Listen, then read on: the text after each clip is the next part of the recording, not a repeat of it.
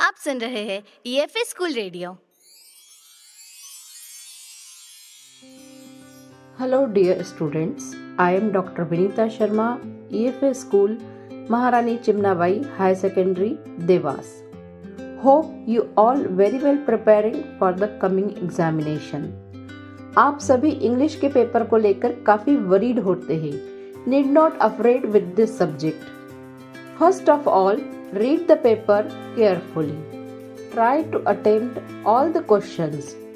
Spelling mistake ना हो इस बात का विशेष ध्यान रखें. जो स्पेलिंग आप पेपर में से लिख सकते हैं कोशिश करें कि वो पेपर में से ही उतारें.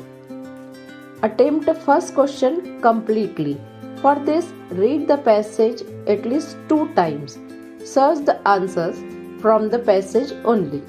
For attempting application you have to read the questions at least 2 times. Underline this points with pencil.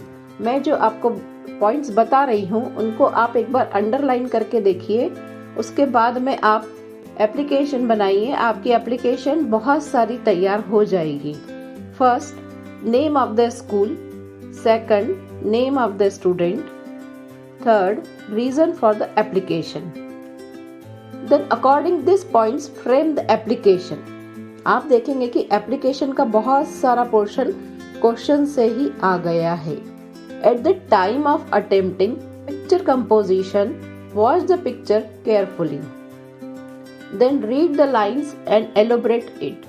For the notes writing, read the passage carefully. Then make notes with using abbreviation and search the title.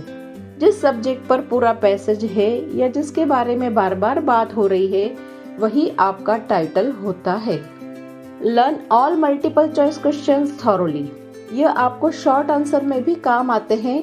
आप देखेंगे कि short answer में जब भी कोई एक शब्द लिखना होता है या 2 शब्द लिखने होते हैं वो मल्टीपल चॉइस क्वेश्चन के ही होते हैं. Then attempt all the short questions. यदि आप ध्यान से देखेंगे तो पाएंगे बहुत सारा आंसर का पोर्शन क्वेश्चन में ही लिखा होता है.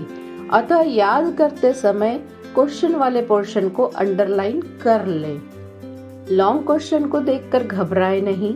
कई बार एक लॉन्ग क्वेश्चन 2 शॉर्ट क्वेश्चन से मिलकर बना होता है. Hope this tips are helpful for you. All the best all of you.